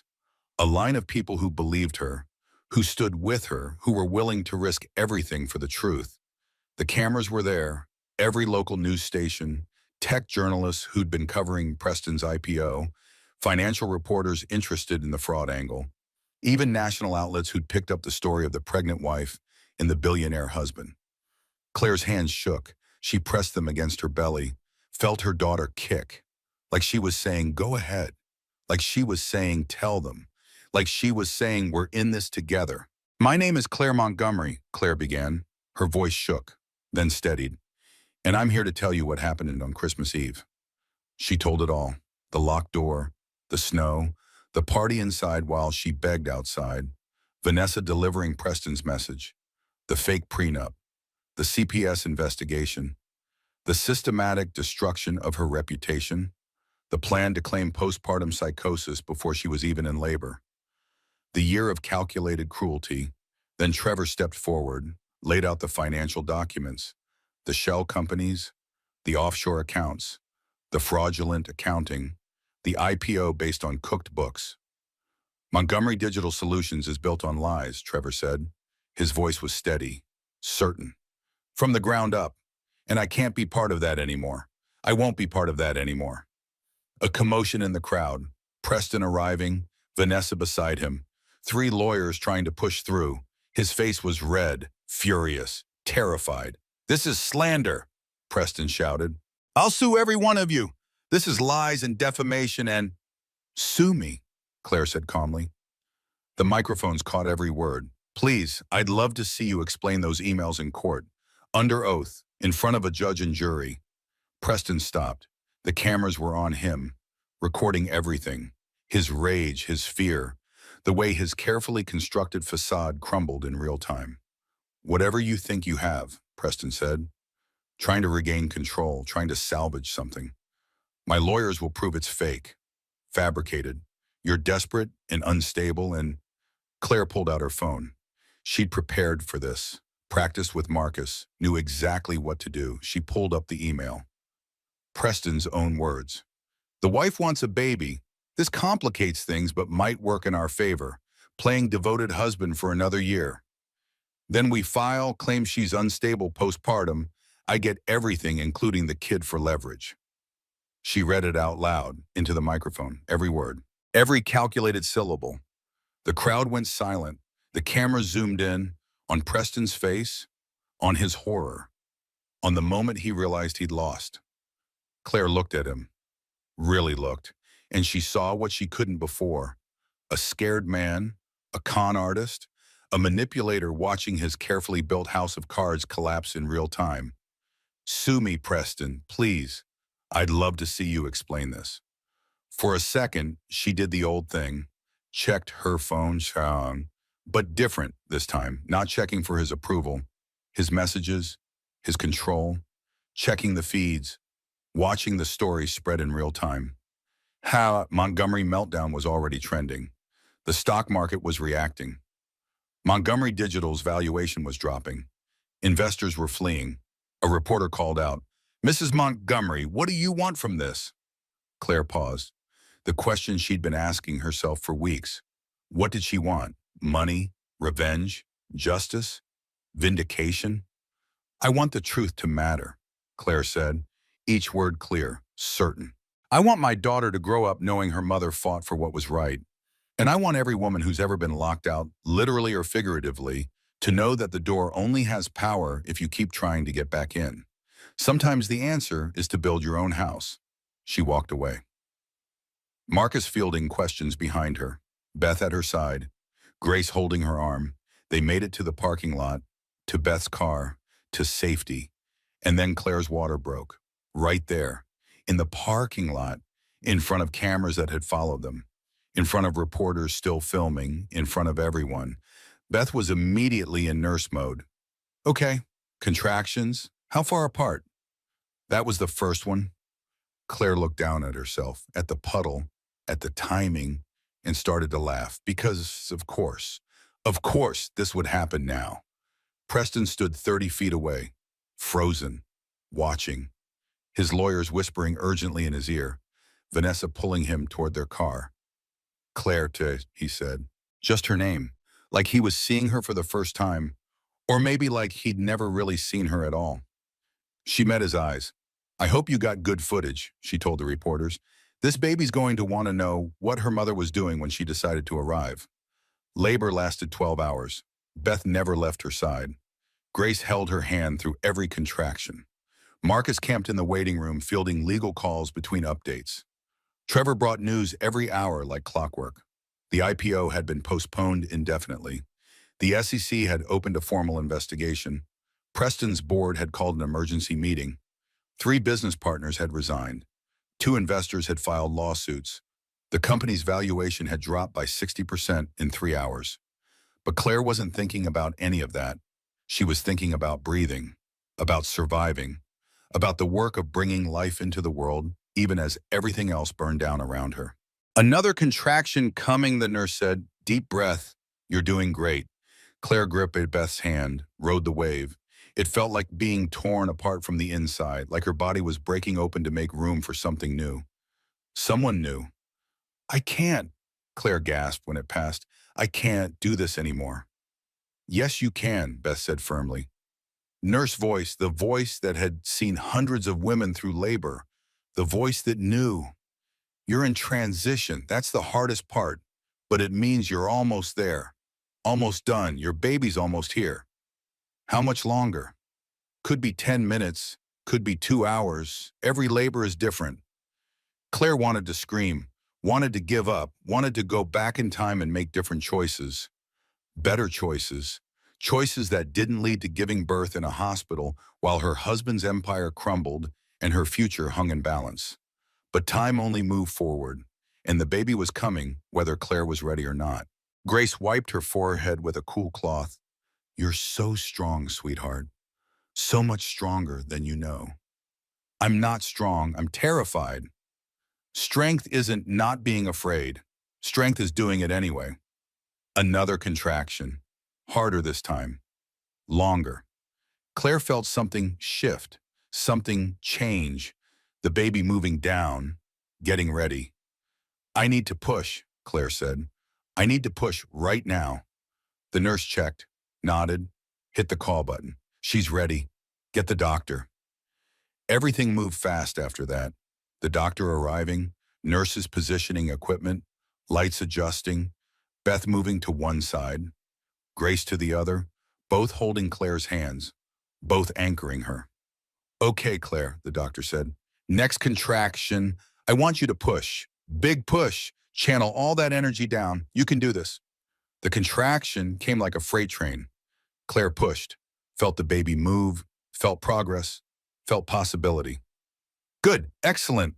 Again with the next one. Push, breathe, push, breathe, push. The world narrowed to just this, just the work, just the impossible task of bringing a person into existence. I can see the head. You're right there, Claire. Almost done. A commotion in the hallway, raised voices, someone arguing with security. Beth looked toward the door. Her face changed. I'll be right back, Beth said, squeezed Claire's hand, went to check. She came back a minute later with a strange expression, conflicted, uncertain. Preston's here. He's demanding to be let in. Says he has a right to be here for the birth. Claire's first instinct was panic, pure primal terror. Having him here, in this room, during this vulnerable moment, after everything. But then something else rose up, something calmer, more certain, more powerful. Tell him he can come in, Claire said. Claire, you don't have to. I know, but I want to. Not for him, for me, for Hope. She deserves to have both parents here for her first moment. Not because he earned it, because she has. Beth looked skeptical, but went to get him. The door opened. Preston entered. He looked destroyed, suit rumpled beyond saving. Tie loose, hair uncombed, eyes red-rimmed, face pale. Nothing like the polished tech mogul from 3 days ago. Nothing like the calculated predator who'd locked her out on Christmas Eve. Just a man, scared, lost, watching his carefully built world collapse. He started to speak. Claire held up her hand. Another contraction was coming. She didn't have energy to hear his excuses. You can stay for the birth, because this baby deserves both parents here for her first breath. After that, we let the courts decide. Do you understand? Preston nodded, couldn't seem to find words. Stood in the corner like a ghost haunting his own life. Okay, Claire, the doctor said. Big push coming. This might be it. Ready? Claire wasn't ready, would never be ready, but the baby was coming anyway, ready or not, willing or not. The baby was arriving and Claire had to meet her. She pushed, felt something give, felt the baby move, felt the impossible becoming real. Heads out, one more push for the shoulders. Claire pushed again, gathered every ounce of strength, every moment of rage and fear and determination, pushed it all into this final effort. And then she was here. 7 pounds, 3 ounces of perfect, angry, beautiful baby girl, screaming her arrival into the world, making absolutely certain everyone knew she'd arrived and she mattered and she was here and she was alive. The nurse placed her on Claire's chest, still connected by the cord, still technically one person becoming two. That first skin-to-skin moment, that first look into her daughter's eyes, those tiny fingers, that wrinkled face, that shock of dark hair, those lungs that could clearly scream loud enough to wake the dead. Hi, Claire whispered through tears. Hi, baby girl. I'm your mom, and you just helped me save both our lives. The baby stopped crying, looked at Claire with ancient eyes, like she knew, like she understood, like she'd been waiting her whole short existence for this exact moment. She's beautiful, Beth said, crying openly now. She's absolutely perfect. Grace was sobbing, actually sobbing. Happy tears and relief tears and grandmother tears all mixed together. My grandbaby, my beautiful grandbaby. The nurse worked efficiently, cutting the cord, cleaning the baby, checking vitals, but leaving her on Claire's chest, knowing that this moment mattered more than protocols. Preston stood in the corner, crying, actually crying, watching the daughter he'd planned to use as leverage, the child he'd seen as a bargaining chip, the baby who was now a person with her own life ahead of her. Can I? Preston's voice cracked. Can I hold her? Claire looked at him, really looked. Saw the man she'd married, the man who'd destroyed her. The man who was her daughter's father, whether she liked it or not. Not yet, Claire said, not cruel, just honest. You haven't earned that yet. Maybe someday, but not today. Preston nodded, seemed to understand, seemed to accept. What's her name? Claire looked down at her daughter, at the embodiment of everything she'd fought for, everything she'd survived, everything she'd become. Hope, Claire said. Her name is Hope. Hope, Preston repeated, testing the word, tasting it. It's perfect. Grace Hope Montgomery, Claire continued. After my mother, after what I needed most, after what I found anyway. Preston stayed for 20 minutes, watched from the corner, didn't try to touch, didn't make demands, just watched, bearing witness to what he'd almost destroyed. Then he left, quietly, without drama. The lawyers were probably waiting, the board, the investigators, the ruins of his empire. But for 20 minutes he'd been present. He'd seen his daughter born. He'd heard her first cries. Maybe that mattered. Maybe it didn't. Time would tell. After he left, the room settled. The nurses finished their work. Hope nursed for the first time. That instinctive latch. That perfect design of mother and child. "You did it," Beth said again. "You actually did it." "We did it," Claire corrected. "All of us. Every person who showed up. Every person who believed me. Every person who fought." Marcus appeared in the doorway. He'd been waiting, giving them space. But now he came in with updates and a laptop and the reality that still existed outside this room. "The board voted," Marcus said. "They're removing Preston as CEO, effective immediately. The company is hiring crisis management, cooperating with investigators, trying to salvage what's left." "What about Preston?" "Lawyers negotiating. No criminal charges if he cooperates fully. Returns all hidden assets. Pays restitution. Testifies if needed.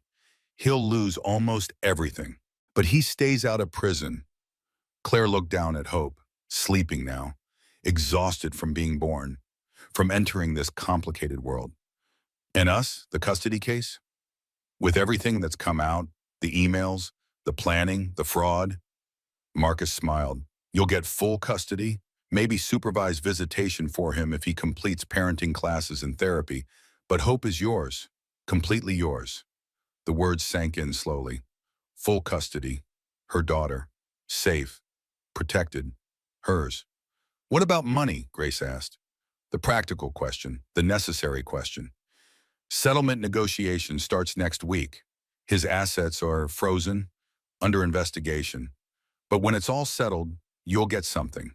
Not 20 million, probably not 10, but enough. Enough to be stable, enough to start over, enough to raise hope without worrying about money every day." Claire looked at her daughter, at the life she'd brought into the world, at the responsibilities she now carried. "I don't need millions," Claire said. "I just need enough. Enough for an apartment, enough for her needs, enough to rebuild my life, that's all." "You'll get that," Marcus promised. "I'll make sure of it." Trevor appeared next, bringing flowers, looking awkward, unsure of his place in this new configuration of people. "Congratulations," Trevor said. "She's beautiful. She looks like you." "You think?" "Definitely. She has your eyes, your expression, like she's already figuring things out." Claire smiled. "She just spent 9 months listening to her mother's life implode. She probably has PTSD. Or she's already stronger than all of us," Beth said. They stayed like that for hours, taking turns holding Hope, watching her sleep, marveling at fingers and toes, at the miracle of new life, at the possibility of fresh starts. The sun set outside the hospital window, the day of the press conference, the day Claire's water broke on Courthouse steps, the day Hope decided to arrive. "You know what's crazy?" Claire said. "This morning I was at a press conference destroying my husband's company. Tonight I'm a mother. In one day, everything changed, again." "You seem calm," Beth observed. "I am calm. For the first time in weeks, I'm calm. Because she's here. She's safe. She's mine. And everything else, all the legal stuff and the money stuff and the custody stuff, it'll work out or it won't. But she's here, and that's what matters." Grace kissed Hope's forehead. "You're going to be an amazing mother." "How do you know?" "Because you already are. You fought for her before she was born. You sacrificed for her. You chose truth over money because you wanted her to grow up with a mother who had integrity. That's what good mothers do." Night fell completely. The hospital quieted. Visiting hours ended. Beth and Marcus and Trevor left. Grace stayed, sleeping in the chair by the window, ready to help, ready to support, ready to be grandmother. Claire lay in the hospital bed, Hope in the bassinet beside her. Close enough to touch, close enough to watch, close enough to protect. She thought about Christmas Eve, 6 weeks ago but feeling like 6 years. standing in the snow, locked out, terrified, 8 months pregnant and abandoned. If someone had told her then that 6 weeks later she'd have destroyed her husband's empire, reported fraud to the SEC, gone viral on social media, and given birth to a healthy baby girl, she wouldn't have believed it. But here she was, mother, survivor, fighter, woman who'd chosen the hard right over the easy wrong. Hope stirred, made small sounds, not crying yet, just waking. Claire picked her up, held her close, breathed in that newborn smell. Hi, baby girl. You and me, we're going to figure this out together. I don't have all the answers. I don't have a perfect plan, but I have love. So much love. And I have people who showed up, and I have truth on my side. And somehow, that's going to do enough. Hope's eyes opened, dark blue, unfocused, but looking, trying to see, trying to understand this new world. Your father is complicated, Claire continued. He did terrible things. He hurt me. He hurt you by trying to use you, but maybe he'll get better. Maybe he'll become the father you deserve. I hope so. For your sake. Not for his, for yours. The baby yawned. Tiny mouth, perfect teeth buds, already so human, so complete, so herself. But if he doesn't, that's okay too, because you have me. You have Grandma Grace. You have Aunt Beth. You have Uncle Marcus and Uncle Trevor. You have people who will love you no matter what, who will show up, who will stay.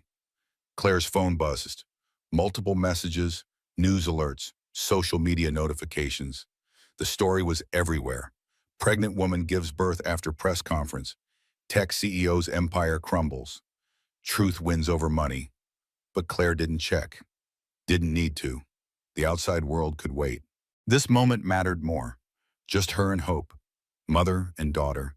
Two people starting a new life together. Building something real. Something honest. Something that couldn't be taken away. We're going to be okay, Claire whispered. Better than okay. We're going to be happy. Actually happy. The real kind. Not the performance kind. Not the Instagram kind. The messy, complicated, beautiful kind. Hope fell back asleep. That complete trust. That certainty that Mama would keep her safe. That belief that the world was good because Mama said so. Claire would earn that trust. Every day, every choice, every moment. She would be the mother Hope deserved. The mother she herself had needed. The mother who chose truth over comfort. Who chose integrity over ease. Who would use love over fear. Through the window she could see the city lights. The world continuing. Life happening. But in this room, time had stopped. Just long enough for Claire to catch her breath. To hold her daughter. To feel the weight of what she'd accomplished. She'd survived. She'd fought. She'd won. Not the way she expected. Not with millions and mansions, but with something better. With truth. With dignity. With herself intact. And now she was a mother. The most important job she'd ever have. The most important choice she'd ever make. The most important person she'd ever be. Hope, grace, truth, love. These were the foundations she'd build on. These were the values that mattered. These were the gifts she'd give her daughter. The rest would come. The apartment, the money, the custody agreement, the career, the life. It would all come, one day at a time, one step at a time, one choice at a time. But tonight she had everything that mattered. Her daughter, her truth, herself, and the absolute certainty that she would never again let anyone make her feel invisible. She was visible now, entirely herself, completely present, absolutely certain. And that was worth more than all of Preston's millions. That was worth everything. Summer arrived like a promise kept. Warm sunshine. Long days. The kind of weather that made everything feel possible. Claire stood in her apartment kitchen making tea, Hope strapped against her chest in a carrier. 6 months old now, solid, happy, curious about everything. The apartment was small, but it was home. Really home. One bedroom for Hope with a crib Beth had bought and a mobile Grace had made. A living room that doubled as Claire's studio. A kitchen barely big enough for one person. A bathroom with a shower that worked most of the time. Nothing like the mansion, but infinitely better. Because it was hers. Actually hers. Paid for with the settlement. 2.3 million after legal fees and taxes. Not 20, not 10, but enough. Enough for a down payment. Enough for a car. Enough for savings. Enough to start her art career again. Enough to raise hope without worrying about rent every month. Enough for a life that was real instead of performed. She checked her phone, not the old compulsive checking, the new purposeful checking. Business email for her art studio, commission requests, gallery inquiries, interview requests from podcasts and magazines and documentaries about women who'd fought back against powerful men. Her story had resonated. The pregnant wife who chose truth over millions, the woman who'd stood on courthouse steps and exposed fraud, the mother who'd given birth after destroying her husband's empire. People wanted to hear her voice, see her art, understand her journey. She'd been interviewed by every major outlet. Her face had been on magazine covers. Her paintings had been featured in exhibitions. The press conference had made her famous, but her art had made her respected. Her truth had made her trusted. Her story had made her someone other women looked to when they needed strength. "Ready for the park?" Claire asked Hope. "Aunt Beth is meeting us, and Grandma, and maybe Uncle Marcus, if he can get away from the office." Hope kicked her legs, made happy sounds, already so expressive, so certain of herself, so convinced the world was good because her mother said so. They walked to the park 3 blocks away, small neighborhood park, playground, duck pond, benches under oak trees, nothing fancy, but Hope loved it, loved watching other children, loved the ducks, loved being outside. Beth was already there. On a bench, Trevor beside her. They'd been dating for 3 months now, serious, real, building something that looked like it might last. "There's my girl!" Beth swooped in to take Hope from the carrier. "Look at you, getting so big. What are you eating, Waits?" Hope laughed, that baby belly laugh that made everyone smile, that pure joy that 6-month-olds had before the world taught them to worry. "How's the exhibit planning going?" Trevor asked Claire. "Good. Gallery confirmed for September. 20 pieces, mix of new work and the series about the divorce. Should be ready." "I can't wait to see it," Beth said, still holding Hope, making faces, being the best auntie ever. "Your paintings are incredible. That one of the locked door, it made me cry." "That was the point." "Well, it worked. You're going to sell everything. I'm calling it now." Grace arrived with sandwiches, homemade, still warm, proof that even at 55, she couldn't help being mom. "Hope needs to eat more vegetables," Grace said. Unloading containers, I made sweet potato puree, and peas, and carrots. "Mom, she's 6 months old. She eats like 4 vegetables total." Exactly why we need to expand her palate. They ate lunch in the sunshine. Hope on a blanket, trying to grab grass, trying to eat her own feet, being a perfect, normal, happy baby who had no idea her birth had made national news. "How's Preston?" Grace asked. The question everyone danced around, the elephant in every conversation. "Fine, good, I think. He sees Hope twice a week. Supervised visits at the family center. He's doing therapy, parenting classes, anger management, all the court-ordered stuff. And? And he's actually trying. He holds her right now, talks to her, brings age-appropriate toys instead of expensive nonsense. He's learning." "That's good," Grace said carefully. "For Hope." "Yeah, for Hope." Claire watched her daughter try to eat a leaf. "I don't know if he'll ever be a real father, but he's trying. That's more than I expected." "Do you talk to him, besides logistics?" "Sometimes, small talk mostly, how she's sleeping, what food she likes. Normal co-parent stuff, it's weird, but okay, better than the alternative." Marcus arrived with his kids, Emma 9, Jacob 7. They immediately wanted to hold Hope, to show her things, to be big kids with the baby. "Careful," Marcus warned. "Support her head, just like that, perfect." Claire watched them, these children who'd been through their own divorce, their own trauma, their own rebuilding, and who were now gentle and kind and present. Kids are resilient, Marcus said, reading her thoughts. They adapt, they heal. Hope will be fine, better than fine, because she has you. And what if I mess up? What if I make wrong choices? Then you apologize and do better. That's what good parents do. They mess up and they fix it. They don't have to be perfect. They just have to show up. The afternoon passed in that easy way summer afternoons do.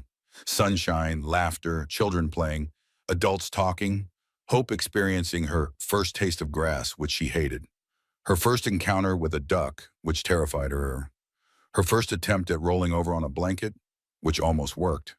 As the sun started setting, people drifted away. Marcus taking his kids home, Trevor and Beth heading to dinner, Grace helping Claire pack up the baby supplies. "I'm proud of you," Grace said, folding the blanket. "I know I say it a lot, but I am. You've built something real, something good, something that matters." "I'm still figuring it out." "We're all figuring it out. That's life, the figuring out." They walked home, Hope asleep in the carrier against Claire's chest, the familiar weight, the steady breathing, the complete trust. Back at the apartment, Claire laid Hope in her crib, watched her sleep for a moment, that miracle of new life, that possibility, that hope. Then she went to her easel, the painting she'd been working on for weeks, the final piece for the exhibition, the one that mattered most. It was her. On Christmas Eve, in the snow, but not defeated, not broken, looking up, seeing stars, seeing possibility, seeing the crack of light that would lead her out. She painted for 2 hours, lost in the work, finding the right colors, the right shadows, the right feeling. Her phone rang, unknown number. She almost didn't answer, but something made her. "Claire Montgomery?" A woman's voice. "This is Rachel Kim from the Museum of Contemporary Art. I'm calling about your upcoming exhibition." "Yes?" "We'd like to feature your work in our annual showcase. It's a juried exhibition, very prestigious. Your pieces about surviving domestic abuse really resonated with our selection committee. Would you be interested?" Claire sat down. The Museum of Contemporary Art, juried exhibition, prestigious. "Yes," Claire said. "Yes, I'd be very interested." They talked details, submission requirements, timeline, compensation. By the time Claire hung up, she was shaking.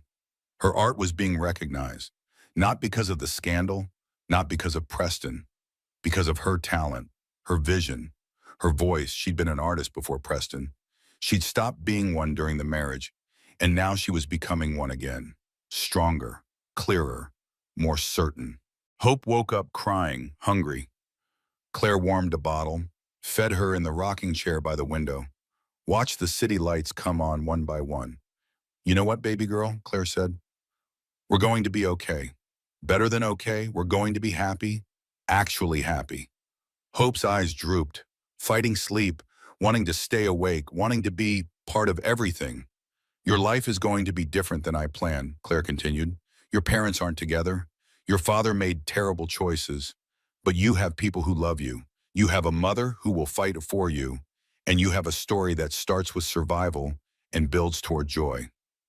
The baby fell asleep, that complete surrender to exhaustion, that trust that tomorrow would come and Mama would still be there. Claire carried her back to the crib, tucked her in, turned on the mobile that played lullabies, watched for another moment. Then she went back to her painting, added final touches, adjusted colors, made it perfect. 3 weeks later, Claire stood in the gallery, her first solo exhibition, 20 paintings, 10 months of work. Her story told in color and light and truth. The opening was packed. Friends, family, strangers who'd followed her story, art critics, or collectors, people who wanted to see the woman who'd chosen truth over millions translate that choice into art. Beth arrived with a Trevor, both dressed up, both proud. "This is incredible," Beth said.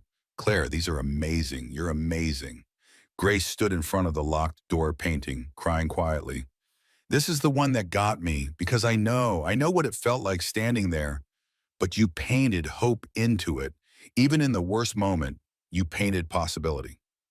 Marcus came with his kids. They looked at the painting seriously, trying to understand. "Why did you paint sad things?" Emma asked. Because sad things are part of life, Claire said, but they're not the end of life. See this one? She pointed to the final painting. The one of her with newborn hope. That's the happy ending. That's what came after the sad part. Oh, Emma said, considering. That makes sense. Preston came. Claire hadn't expected that, but he stood in the back, looking at paintings of his own cruelty, his own choices, his own destruction rendered in art. He found Claire during a quiet moment. These are powerful, he said. Devastating, but powerful. Thank you. I'm sorry. The words came out quiet, broken. I know I've said it before. I know it's not enough, but I'm sorry for all of it, for what I did, for who I was, for everything. Claire looked at him, really looked, saw the man who'd destroyed her, but also the father who was trying, the human who was broken, the person who was attempting to rebuild. I forgive you, Claire said, not because you deserve it, because I deserve peace, because hope deserves parents who can coexist, because holding on to anger is like drinking poison and expecting you to die. Can we ever be friends? No, but we can be respectful co-parents. We can be people who made a child together and want the best for her. That's enough. Preston nodded, looked at the paintings again. She's lucky to have you as her mother. Yes, she is. He left, back to his small life, his reduced circumstances, his supervised visitations, his ongoing therapy, his path of redemption that might never fully work. But that was his journey, not Claire's burden anymore. The exhibition was a success. 3 paintings sold opening night, 5 more by the end of the week. Reviews were glowing. Claire Montgomery had announced herself as an artist worth watching. But more than that, she'd told her story. She'd taken the worst moments of her life and transformed them into something beautiful, something meaningful, something that helped other women feel seen. That mattered more than sales, more than reviews, more than recognition. She'd turned pain into power, survival into art, truth into beauty. 3 months later, fall arriving with golden light and cool breezes, Hope's first birthday approaching. Claire stood in her studio apartment, bigger now, 2 bedrooms, space for a real studio, paid for with painting sales and museum commissions and interview fees. She'd been featured in major magazines. Her story had been optioned for a documentary. She'd been invited to speak at women's conferences, to share her journey, to inspire others. But tonight was quiet. Just her and Hope, 9 months old now, crawling, babbling, almost ready to walk. Growing so fast, Claire could barely keep up. They sat on the floor, building blocks, reading books, playing peekaboo, normal mama-baby activities that felt extraordinary because they were hers.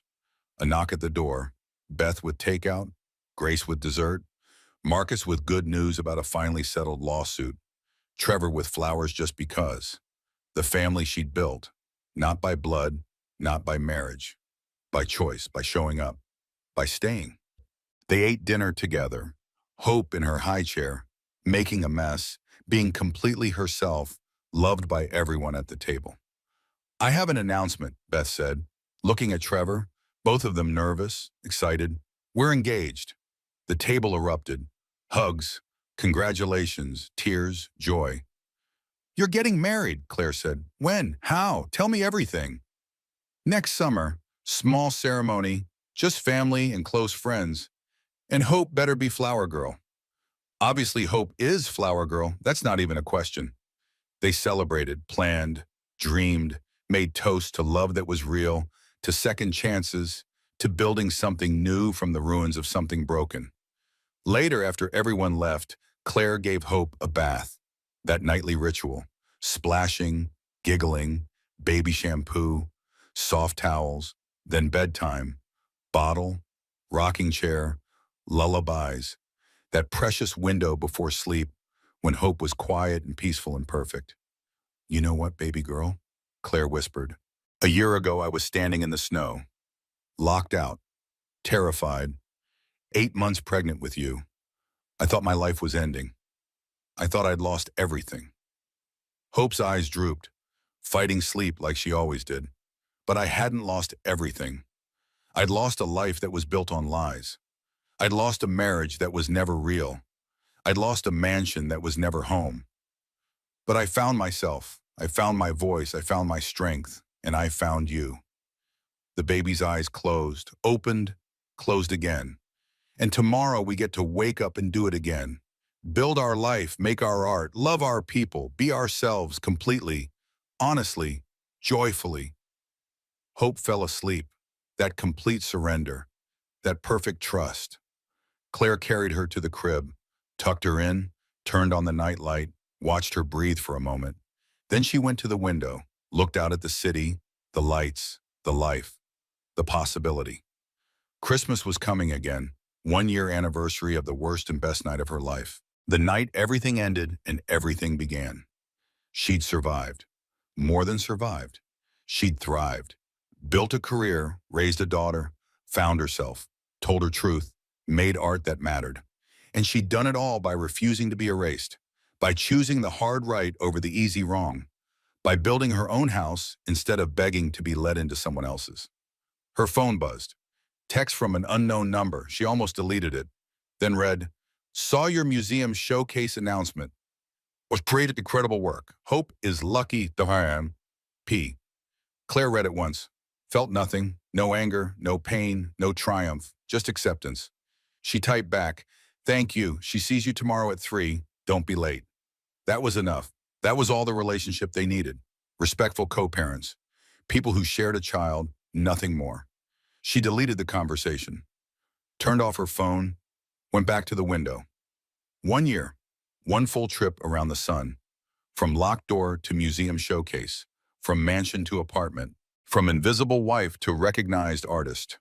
From victim to survivor to victor. Hope stirred in her crib, made small sounds. Claire went to her, picked her up, brought her to the window. "Look," Claire whispered. "See the lights? Each one is someone's home, someone's story, someone's journey. And this one right here, this is ours. This is home. This is where we belong." Hope looked at the lights, reached for them with tiny hands, believed she could touch stars because she was 9 months old and the world still felt magical. "Don't ever let anyone make you feel small," Claire continued. "Don't ever let anyone erase you. Don't ever let anyone convince you that you're worth less than everything. You're worth the world, and you're worth fighting for, and you're worth the truth." The baby yawned, ready for sleep again, ready to surrender to dreams. Claire carried her back to the crib, but this time she painted first. One quick sketch, mother and child at window, looking at city lights, looking at possibility, looking at everything that came after survival. She titled it Hope, because that's what it was, what she'd found, what she'd built, what she'd become. Hope that tomorrow would be better. Hope that love was real. Hope that truth mattered. Hope that strength came from surviving. Hope that joy was possible after pain. Hope that locked doors weren't endings. They were beginnings, invitations to build something better, something real, something that couldn't be taken away. She finished the painting, signed it, dated it, 1 year after Christmas Eve. Then she climbed into bed, exhausted, happy, complete. Through the window, snow began to fall, just like a year ago, but this time Claire was inside, in her own home, on her own terms, with her daughter sleeping peacefully in the next room. She didn't need mansions. She didn't need millions. She didn't need anything except what she had: her daughter, her art, her truth, her people, her life that was actually hers. And that was worth more than all of Preston's billions. That was worth everything. The snow fell, the city slept. Hope breathed steadily, and Claire closed her eyes knowing tomorrow would come and she would face it, whatever it brought, however it unfolded, because she'd survived the worst, and anything else was just life. Beautiful, messy, complicated, perfect life. And she was ready for all of it. So that's Claire's story. From locked door to museum showcase, from invisible wife to unstoppable mother, from survival to victory. You know what's incredible? Thousands of you have messaged me saying Claire's story gave you courage to leave, to speak up, to choose yourself, to build your own house instead of begging to be let into someone else's. That's why I share these stories, not for the drama, but for the women who need to know they're not alone, that they're not crazy, that they can survive and thrive. If Claire's story resonated with you, hit that like button. It tells me you want more stories about women who refuse to be erased. Drop a comment telling me what moment hit you hardest. Was it the locked door, the press conference, the birth, Hope's first word? Share this with someone who needs to hear it. A friend going through divorce, a sister questioning her marriage, a daughter learning what real love looks like. Your share might be exactly what someone needs today. And subscribe if you haven't already, because every week I bring you stories of survival, strength, and women who rewrote their endings. Stories that matter. Voices that deserve to be heard. Remember, locked doors aren't endings. They're invitations to build something better. I'll see you in the next story. Until then, keep building your own house.